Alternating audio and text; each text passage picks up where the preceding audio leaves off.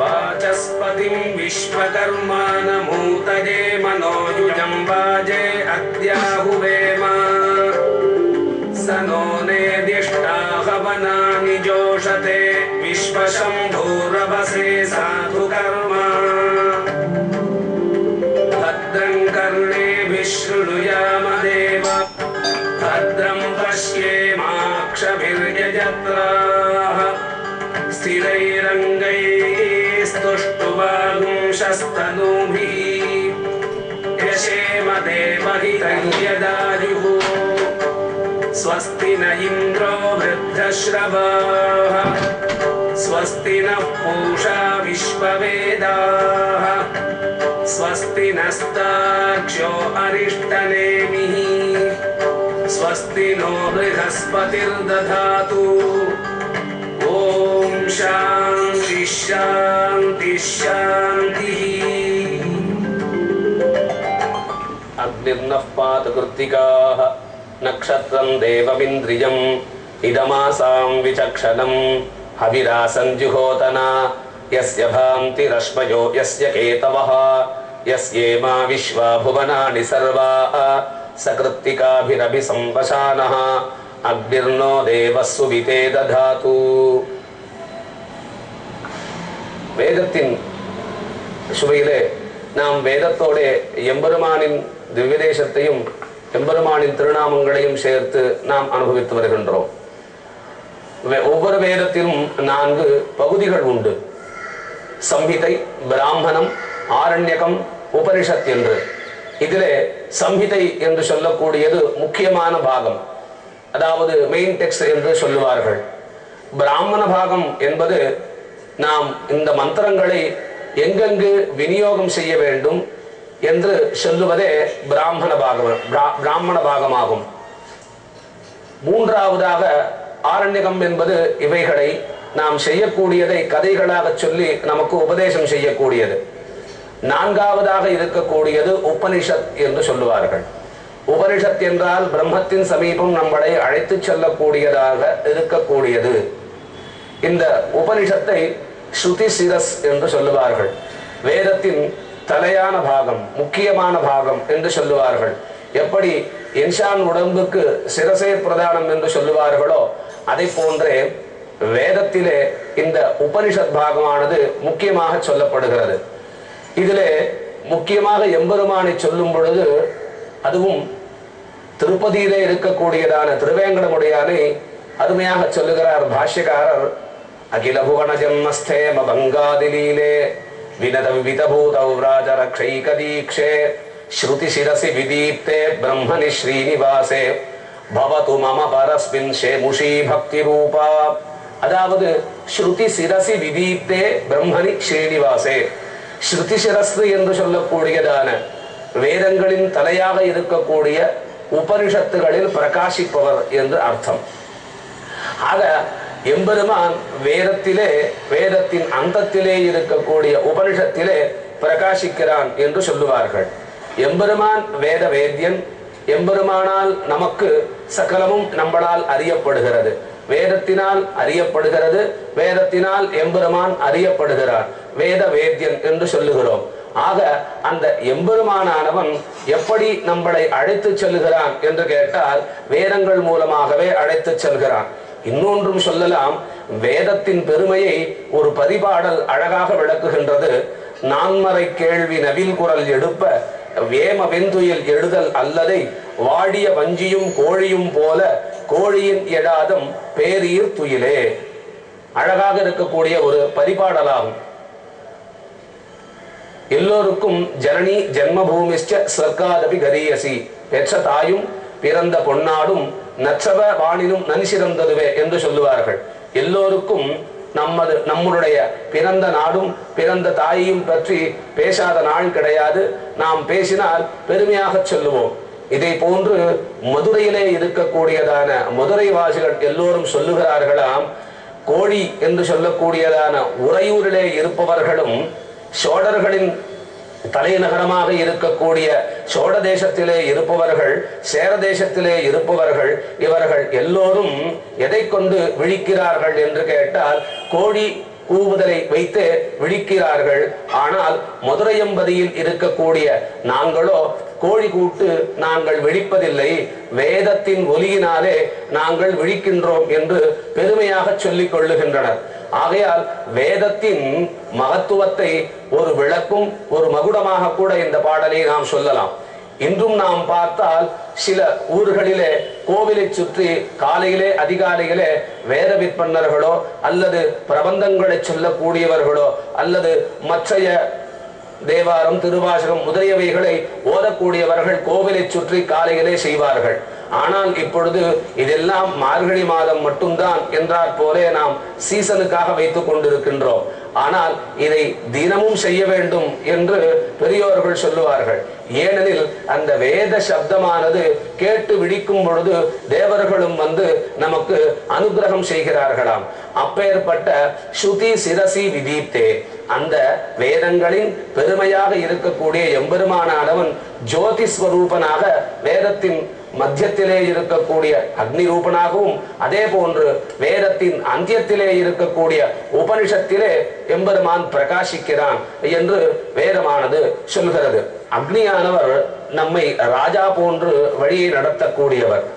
அதே போன்று நமக்கு எல்லா விதமான தனங்களையும் எல்லா விதமான செல்வங்களையும் கொடுக்கக்கூடியவராம்.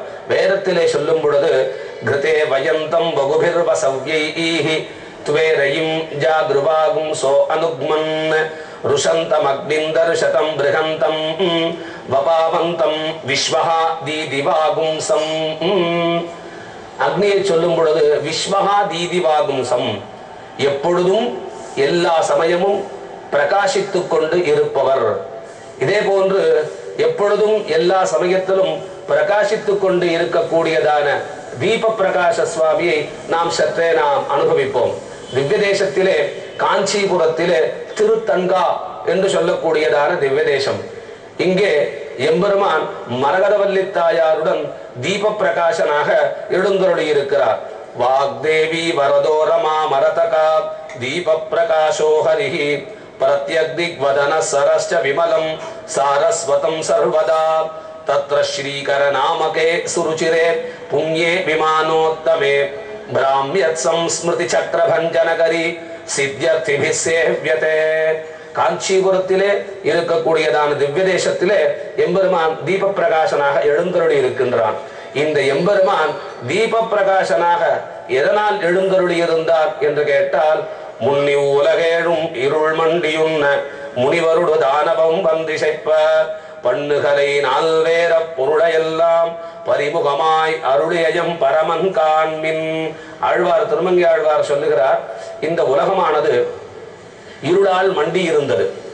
அப்பொழுது எம்பெருமான் காரணம் இருளால் மண்டி இருக்கிறதுக்கு காரணம் என்னவென்றால், அசுரனானவன் வேதத்தை அபகரித்துக் கொண்டு சென்று விட்டான். வேதம் இல்லாததனால் இந்த பூலோகமானது இந்த உலகமானது இருள் மண்டியுன்ன முனிவரோடு தானவரும் பந்திசைப்ப, தேவர்களும் முனிவர்களும் ஸ்தோத்திரம் செய்ய பன்னுகளை நால்வேர பொருளையெல்லாம் பரிமுகமாய் அருளிய எம்பரமன். இந்த எம்பெருமான் தான் தீப பிரகாசன் தான் அன்று ஹயக்ரீவாவதாரம் செய்து இந்த உலகை காப்பாற்றினான் என்று ஆழ்வார் சொல்லுகிறார். இந்த தீப பிரகாசர் எழுந்தருள் இருக்கக்கூடியதான திருத்தங்கா என்னும் திவ்ய தேசத்திற்கு தூப்புல் என்றும் ஒரு பெயர் உண்டு.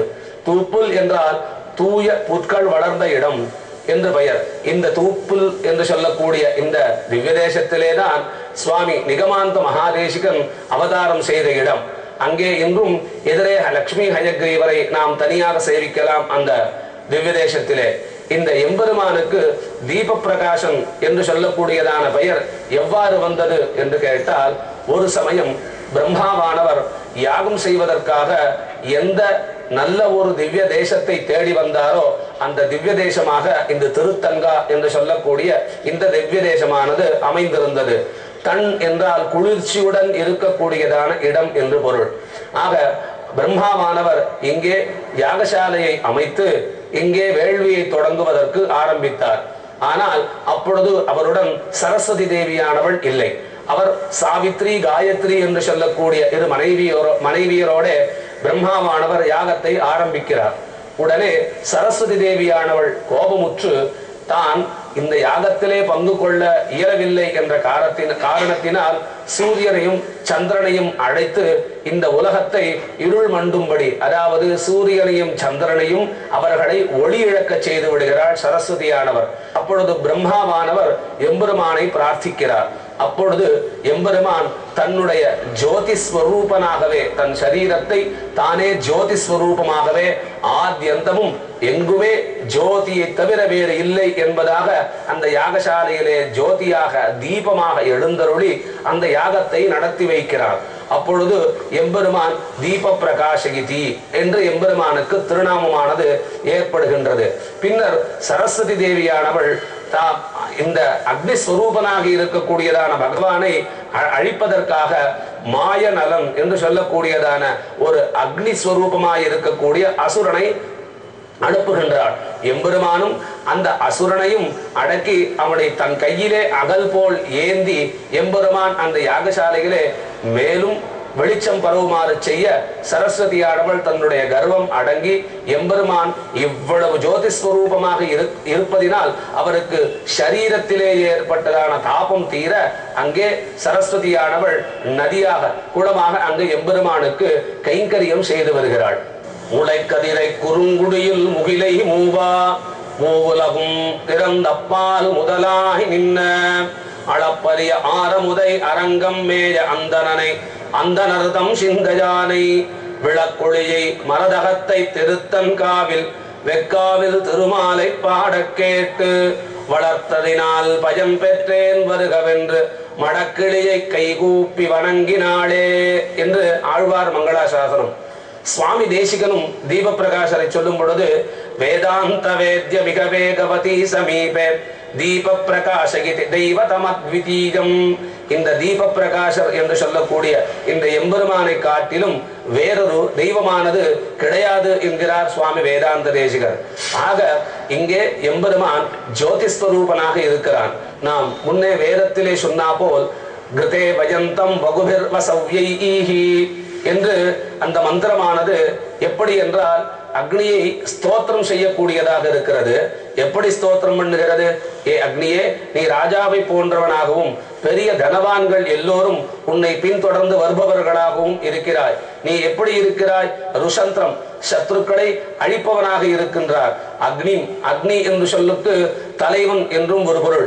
ஆக எல்லா தேவதைகளையும் அழைத்து செல்வதிலே நீ முதல்வனாக இருக்கின்றாய். தரிசனம் பிரகந்தம் பபாவந்தம் விஸ்வகாதீதிவாகும்சம். நீ எப்பொழுது மகானாக இருப்பதினால், எப்பொழுதும் ஹோமத்திலே இருப்பதினால், எப்பொழுதும் பிரகாசித்துக் கொண்டே இருப்பதினால் நீ எல்லோருக்கும் தலைவனாக விளங்குகிறாய் என்று ஸ்தோத்திரமாக அங்கே சொல்லுகிறது. அதே போல் எம்பெருமான் இங்கே ருஷந்தம் என்பதனால் சத்ருக்களை அழிக்கின்றான். மாயநலன் என்று சொல்லக்கூடிய சத்ருவை அழித்ததினால் இங்கு எம்பெருமான் ருஷந்தம் என்று மங்களாசாசனம் செய்யப்படுகிறான். மேலும் விஸ்வகா தீதிவாகும்சம் என்பதனால் எப்பொழுதும் பிரகாசித்துக் கொண்டிருப்பவன் என்று அக்னிக்கு எப்படி அங்கே இருந்ததோ அதே போன்று எம்பெருமானுக்கு இங்கு எப்பொழுதும் பிரகாசித்துக் கொண்டிருப்பவர் என்பதனாலே தீப பிரகாசம் என்றதான பெயரும் ஏற்பட்டது. ஆக இந்த மந்திரத்தினாலே கிருதேவஜந்தம் பகுபிர் வசவ்யைஹி என்று சொல்லக்கூடிய இந்த மந்திரமானது விசேஷமாக அக்னியை பிரார்த்தனை செய்து அக்னியை ஸ்தோத்திரம் செய்வதாக இருந்தாலும் இந்த மந்திரமானது இந்த தீப பிரகாசம் என்று சொல்லக்கூடிய இந்த எம்பெருமானையும் குறிக்கும் என்று பெரியோர்கள் சொல்லுவர். ஆக இங்க எம்பெருமான் அக்னி இவை இரண்டும் சேர்ந்து நாம் அனுபவித்தோம், மேலும் நாம் அனுபவிப்போம்.